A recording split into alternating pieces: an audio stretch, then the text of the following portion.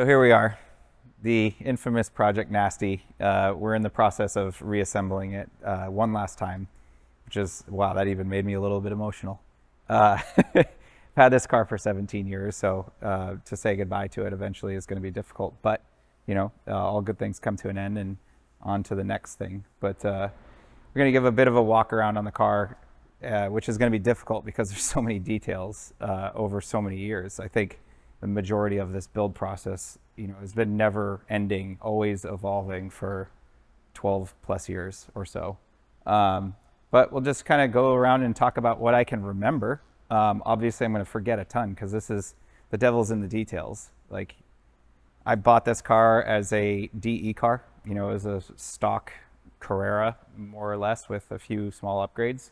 So really it's been stripped down a number of times to a bare shell. You know, so let's start from the top, I guess. You know, this used to be a sunroof car. So the sunroof has been welded shut.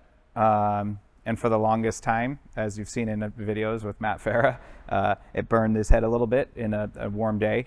So I left it exposed because it was kind of neat to see the weld marks on the inside of the roof skid. But since then, you know, less boy racer, I guess. It now has an Alcantara headliner over the roll cage. We changed out the window seals because I hated the metal trim because it was kind of dirty.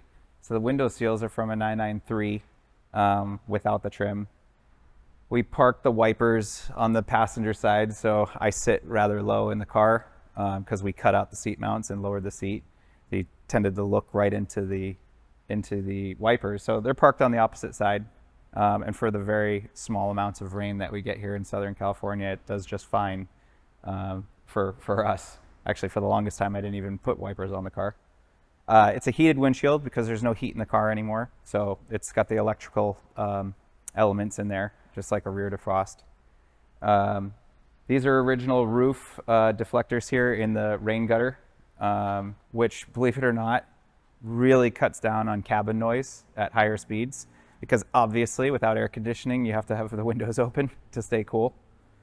Same with the mirrors, getting rid of the original square flag mirrors for the, I think it was 964 Aero and 993 had these mirrors, which again made it much quieter on the inside of the car, and any little bit helps. Same with the quarter glass trim, that's 993 glass and trim here, so there's no metal in there, or sorry, seals, and the rear as well. The rear window is actually from a very early car without defrost at all, because as I was doing this, it was a resto mod. So as things needed service or I just didn't like it, it got removed because we wanted to make this as light as possible. Deck lid is a collaboration with Son of Cobra. It's the same shape as I've had for 12 years, but the previous was hand-shaped. The original rubber was hand-shaped to fit a 76 turbo Carrera tail. The only problem with that was that it cracked because we shaped it and painted it, and it would crack when anyone would walk up and, oh, this is nice, and put their thumb in it and crack the paint. And it also, that rubber is very heavy. So for the longest time, I wanted a one-piece carbon deck lid and wing, which we did. And where the black rubber used to be is now exposed carbon, just to kind of keep it, show off a little bit of the modern, you know, modern composites, but keep the traditional look of the car. The subtle, but one of my favorite aspects of the car are the hand-shaped flares. The reason for that is once upon a time the car was so low and not having good enough dampers in the car for compression support, the tire would burn the fender and leave little blisters. And I didn't want to go wide body because when I was doing this is when the RWB craze was happening, and I wanted something more civilized and slipperier. Like the 996 Cup car was crazy fast because it was so slippery, you know, being narrow. So I wanted to stick with narrow, give it a muscular look, and have room for a 265 at a lowered ride height, you know, without burning the fender. So front and rear flares were hand shaped and look really, really attractive and sporty, but not obnoxious. The taillight buckets, they are typically they're heavy, heavy steel casted pieces. Got rid of those, and these are composite, ultra lightweight. And then the Euro lenses just give it a nice European look. We don't have the bumpers on because they are getting touched up at the paint shop, but also why I wanted to do this is to show a little bit more of what goes underneath and inside the car. This rear grille, again, because the reflector beam was broken. So rather than putting another one in, I wanted to improve the car. So this is a functional vent for the exhaust heat. You can see my hand here, but that does not go into the engine compartment. That is sealed off because you do want all of the air that goes in through the grill to go either into the induction or through, through the shroud and through the cylinders, so the air-cooled 911 look. But most recently, we added a 991 GT2 RS titanium muffler, which was a tad quieter than the titanium GT3 RS muffler that we had. And I didn't want the center exit anymore, so that we had a place for the license plate again, with high flow cats as well. So smells a little better, it's more compliant, and a touch quieter when you're at part throttle anyways. The interior, this is 6-point roll cage. Originally it was just the back half because I wanted it to be my street car. I did not want a race car. But as the car got better and better and better, we felt I literally felt the chassis flexing while we were having fun one day. So knew it needed a little more chassis rigidity. So we completed the cage. It's tied into the rear shock towers, and the shock towers are reinforced so that it accepts the coilover. This was originally a torsion bar car. And then it's attached to the A and B pillars, as well as double door bars, and the front connects to the front strut towers, which I'll show you shortly as well. But everything unnecessary went away. We've added a few creature comforts, which is kind of funny to say. It's more like the tactile Alcantara dashboard, Alcantara knee bar, Alcantara little key bezel. There's it's a Wevo shifter, but I had Son of Cobra make me a shift knob, one-off just for me, out of, he said, African redwood and mahogany, which is a really nice touch for an otherwise Spartan interior. More recently, we made a little e-brake block off. The e-brake was normally mounted there, and there's a hole that goes into the tunnel.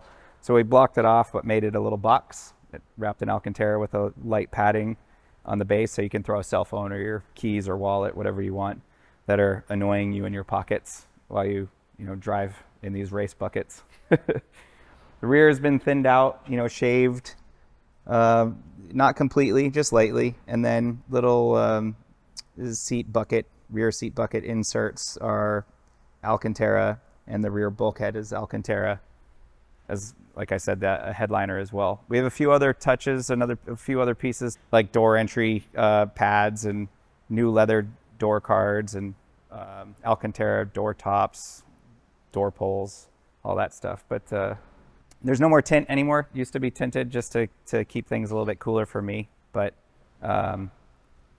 it's not appropriate for a vintage. Well, not vintage. I suppose it is vintage, but an early car for me, I didn't like having tint on there.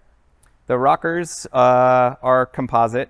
I wanted to get rid of the heavy rockers with the heavy rubber, but it was kind of ugly leaving it unfinished. So this is a 964 composite rocker, but with the little shark fin that protects the rear quarter taken off, because I didn't want it to look like a 964, which it often is confused for, but it's not. It's an 85G body. The wheels are BBS E88s, 8-inch front, 10-inch rear with Falcon RT 660s. It's a 225 in the front, 265 in the rear, no clearance issues. Composite Son of Cobra hood, which is gorgeous and very lightweight. Both the hood and the tail, I think, both are around 10 pounds. So significant weight reduction.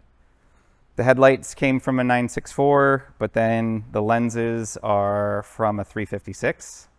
So they're rounded instead of kind of scalloped, or however you refer to it. But it's something that the Roof Yellowbird did once upon a time, and a few other tuners have done. Just another neat touch. Like, there's nothing original on this car except for the steering rack. Everything else has been modified or changed out, upgraded, however you want to look at it. It's been addressed. Another new thing that we did, because I'll show you, the fuel filler is no longer in its original location. We put our kill switch inside the fuel filler door, so can take out the key. Nice little titanium kill switch key from my friends at Loofcraft in Colorado Springs, but it's a little hideaway spot for the kill switch. Just kind of a fun little touch. But up in the front, the obvious thing that you can see is there's stuff going on that never was before. The single oil cooler originally on the passenger side is no longer there. We opted for a single, very large, front-mounted oil cooler. It's ducted directly into the frunk and then ducted back out to the sides like a modern car with the radiators. So the positive pressure isn't dumped underneath the car and creates lift. Very efficient, kind of clean and modern. Really makes the front of the car work well at high speeds. And it never gets hot. You can drive on track at 100 degrees, 10 tenths, and you tap out before the car does. Ultra lightweight, carbon fiber, beautiful piece from Son of Cobra, as I do everything with him. And the whole purpose of this car was lightweight. As we deleted things, as we upgraded things, everything, we wanted to make this car as light as possible within my budget. So there's still, could make it even lighter, but a 2,300 pound, 360 horsepower car is plenty. You can see all the plumbing is one of the prominent things here is XRP HS79 hose. Ultra lightweight in comparison to the heavy rubber and heavy steel stuff. That's a 935 oil tank reproduction, but getting the weight off the rear of the car, moving it to the front, and that's in the smuggler's box, which is where the air conditioning used to be, and then increasing capacity. This is actually, if the whole system's bone dry, this takes 21 quarts of oil, which was just like the 993 RSR. With the extended tank and the filler and the quarter panel. So that's kind of neat, part of why it stays cool in hot days. Light box lithium ion battery mounted right, inside the shock towers as well. That's a 3-pound battery. There's a vacuum pump in front of that provides the assistance for the assisted, the boosted brakes, which is still original except for a much larger master cylinder to go with the upgraded Brembo brakes that we'll show you later. We made a custom fuel tank for it. Long story around that, but we ended up with a beautiful tank, and it's moved back toward the strut towers, so slightly better weight distribution. This is the shroud that I was mentioning for the oil cooler. So there it comes into the trunk, and it's cleanly directed out to the sides. The roll cage is attached to the strut towers and reinforced to the chassis as well, so there's no push-pull action going on. I could bore you for days with this thing. You can see the remote reservoirs for the KW Competition 3-ways. This car was the first that KW North America did with their classic program. So they hadn't really done a spindle damper kit for these cars yet. I worked very closely with them. Ended up with a Competition 3-way that is the same technology that I used to race on in the 996 RSR days in the American Le Mans Series. So that's kind of cool. Fun fact, the dampers on the rear of this car are what we used in 2017 for Reese Millen's Hyundai Genesis. because he was on some worn out dampers, and he brought the car out of retirement and had some KWs for the front, but nothing for the rear. So we did the motion ratios, we weighed the car out, and it just so happens his front engine, Genesis, rear axle weight, and motion ratios were identical to this little lightweight monster. So we used my dampers, and he won Pikes Peak. Still the same dampers. There's a lot of subtle detail in here. A lot has changed.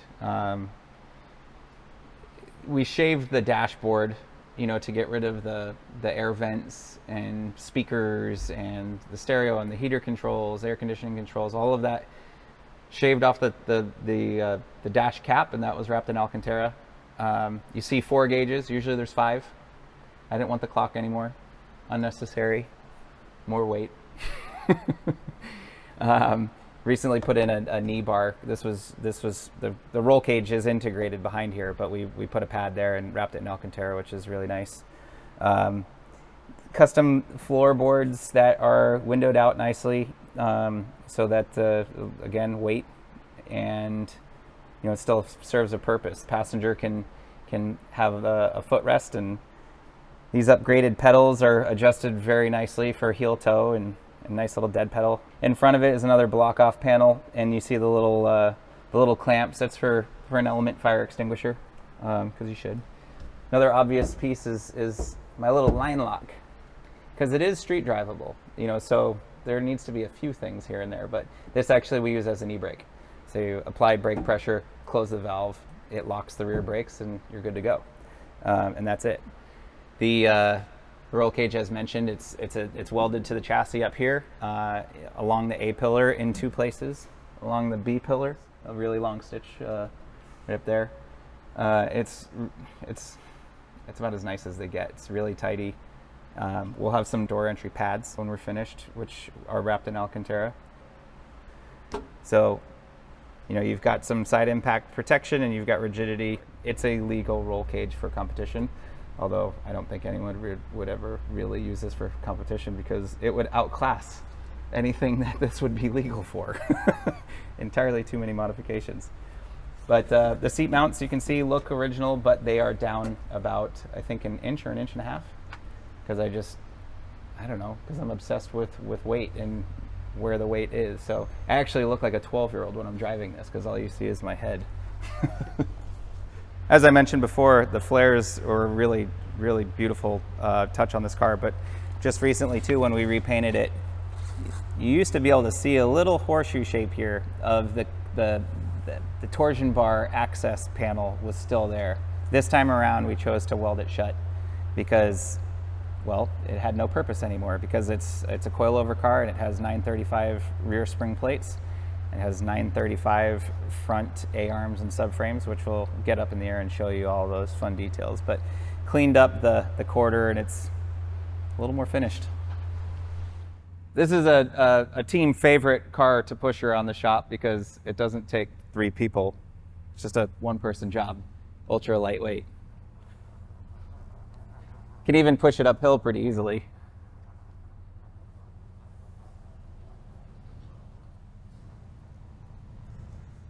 Let's take a look underneath.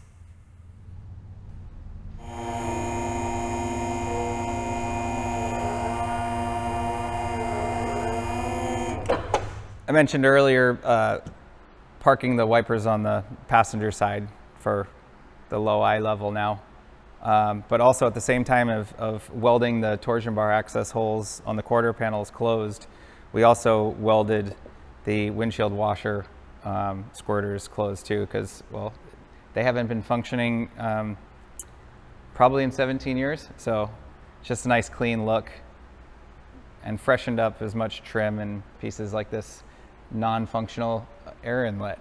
Looks nice, and getting rid of it wouldn't have been appropriate. Like, it just wouldn't look right. So this car really toes the line of upgrades and modifications without crossing too far and not being somewhat classic and original-ish. I mean, I really toe the line. But I think a lot of people have said this is probably one of the best looking G bodies, and it surely is probably one of the highest performance G bodies out there. I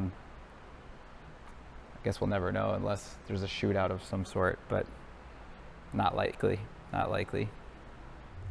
So you'll notice the uncharacteristic limited droop travel in the front and rear. And honestly, I did that because I'm a psycho. And once upon a time, I was going to put air jacks in it, just like a Cup car RSR. Did not do that because it was going to weigh too much or something. That's what I'll say. Anyway, you notice that it doesn't droop to the floor like most of these early cars do, an excessive amount of droop. I'll take a gander at the engine compartment.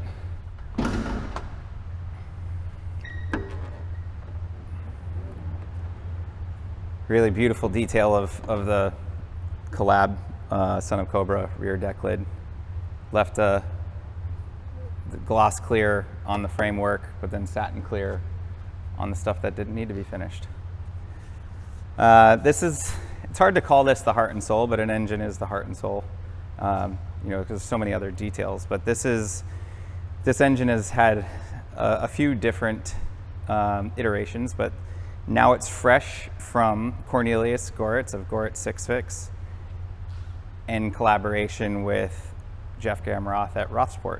It's a 3.6 liter long rod, slightly higher compression, big cams, CNC ported heads, big intake valves, smaller exhaust for velocity. GT3 oil pump. The windage has been done on the case halves. Individual throttles.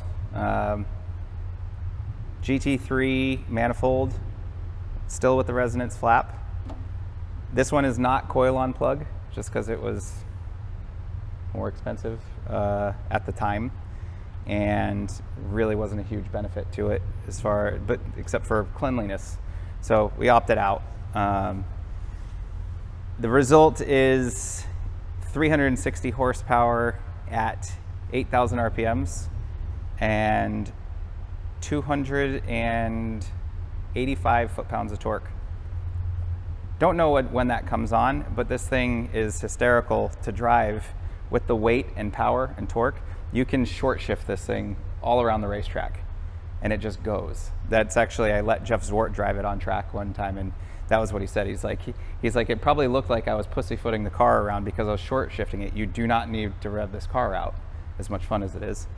But also he said that this car had more grip than any air-cooled 911 he had ever driven, which I'm pretty sure that's accurate because this thing really, really does well with all the fun trick stuff we've done, but the KW triples on an old car like this and 935 suspension geometry, it's pretty fantastic. And of course the weight is, the lack thereof is awesome. Motec M84, you can see the shock tower reinforcements in the back, more XRP plumbing. The list goes on and on and on. But we'll go up in the air and take a look at the good stuff on the underside.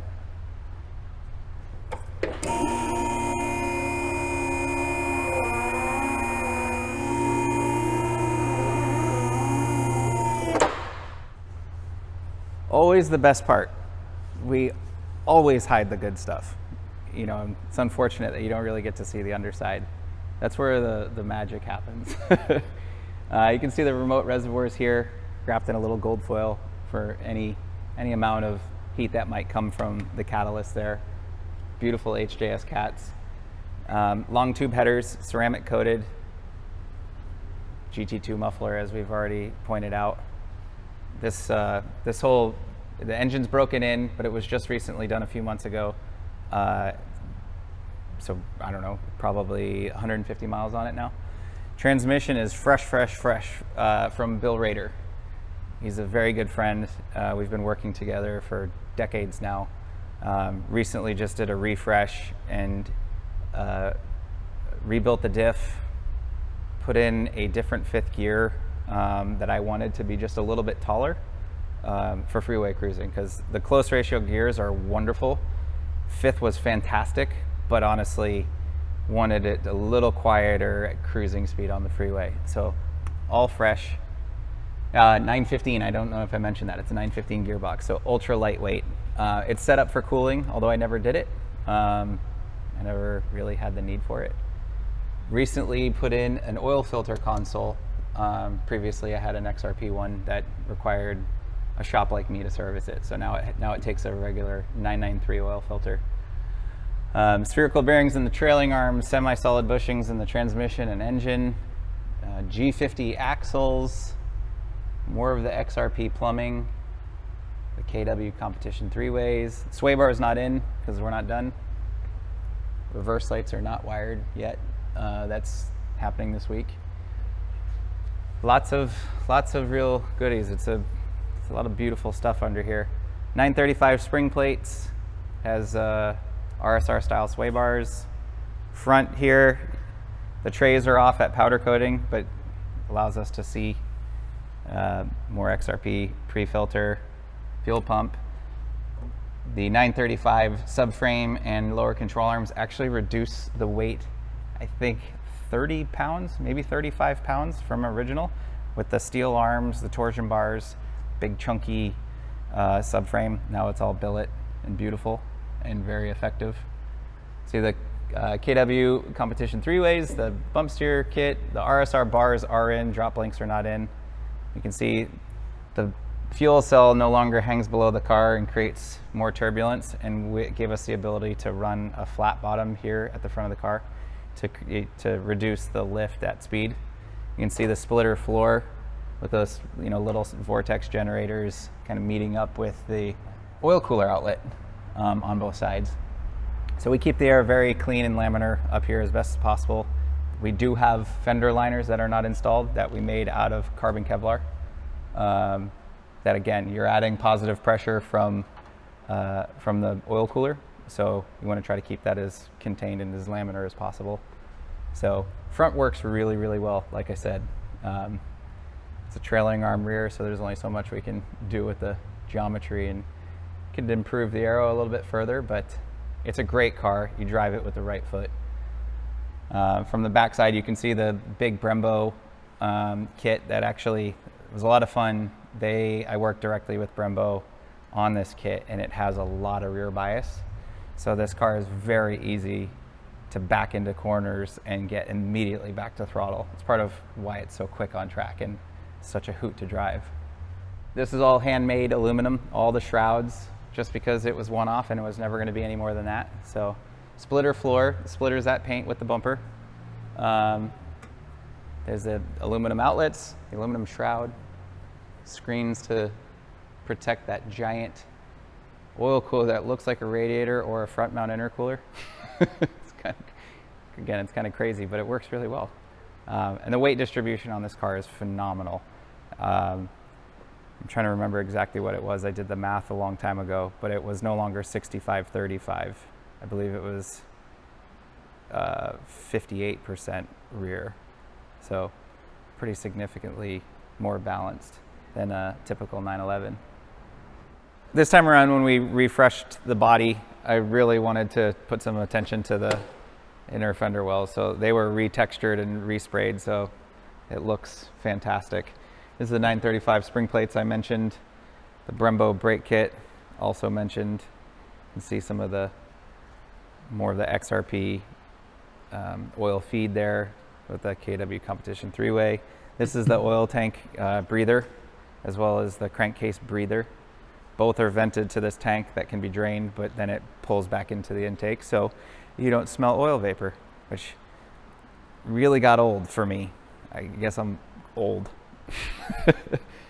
The front here, again, retextured, repainted. You can see the XRP lines that go into the frunk area to vent the tank. Big Brembo kit. KWs, the 935 spring plates, our ducting. Form follows function. And actually, even in some cases, it's just functional. You know, it looks really nice when it's completely assembled with the fender liners and with the bumper on, but again, I wanted to share what's under the skin. You know, it would have been nice to have more of the car taken apart, but I have to get it put back together. Here's some of the stuff for the interior, we'll start with this. This is the center grille for the rear bumper. Also vented, so more of that heat, more of that positive pressure can be vented out. And we mounted the license plate, and be nasty. Actually, one of the first personalized plates I ever did. I never really liked them, but it's fitting. Redid the door cards in leather to match the dashboard and added some stitching, which will split and really work well with the door pulls and all of that. Beauty rings for the headlights ready to go on. Here's those door entry pads. So it's roll bar padding with a little extra soft padding for that touch for elbow clunks. The tops of the door cards, door pulls, and then door pulls in Alcantara with some stitching. So just little subtle details. The fog lights for the front bumper, we have our own buckets. Those are not so much fog lights, they're more driving lights. They're from a 997 RSR, the front bumper driving lights. And we just made buckets for them. And then the turn signals, nothing exciting about that. The seats are brand new Recaro. Which ones are these? Pole positions. I just recently changed them because the previous Profi Spa that I had, although very light and beautiful because they were carbon Kevlar, they were entirely too small for most grown men. So had to put something that was a little easier to climb in and out of and didn't suffocate you. But redid the side mounts recently with the pedals and a few other things, just re-anodized them in black just to mute some of the excitement, you know, keep it all minimalistic. On the other side of the car over here, we have the other seat, nothing exciting. And then the carbon fiber floor mats, I guess is what you'd call them. So you've got a nice finished look inside the car and your feet slide around smoothly. But that's more or less it. Get the bumpers back and wheels on the car, and it's already full of oil and just needs another alignment, and that'll be it. She'll be done. The fun part of the cleanliness of this is it actually, not every, like, you know, this ceramic coat is not from this time around. You know, the exhaust, you know, has a couple hundred miles on it, but it is clean because it's maintained, and we're freshening up a lot, but we didn't have to redo it all. No need to. It's in perfect condition. It's part of the problem is I will not leave this car alone. Like, I always sit around and look, and I love this car and I love driving it. Equal parts afraid of driving it anymore and what idiots on the road might do, or what I might do to them if they hit me. But I also have to stop working on it. I really do. I just need a new project. Let someone have a ball with this car, because my God, it is like no other. I've never built anything like it before, and I never will again. You know, could maybe something relatively close, but this raw and this angry, this lightweight, I mean, in order to take this car to where I would like it to be, you know, if I did another one and go, like if somebody said go for it, it'd be $1 million project, no question. And it would be incredible, be a lot of fun, but it doesn't need to be mine. All right, well, here it is, the final product of the last overhaul of Project Nasty. Repainted the car with a new hood, reworked the splitter a little bit, which is kind of fun. This has always been part of the deal, and we had fender flicks as well, but we made it all one piece this time, which is a really nice touch, a lot more finished. Made some lenses for the fog lights too. In the last week, we actually, my friend Duncan, very good friend, I've worked with him for years, I had him design a little logo, a little badge for the car. This is Project Nasty that we have on the grill here, as well as on the dashboard. Well, I guess that's it. The only one thing left to do is take it for one more drive around the neighborhood. Let's go for a ride.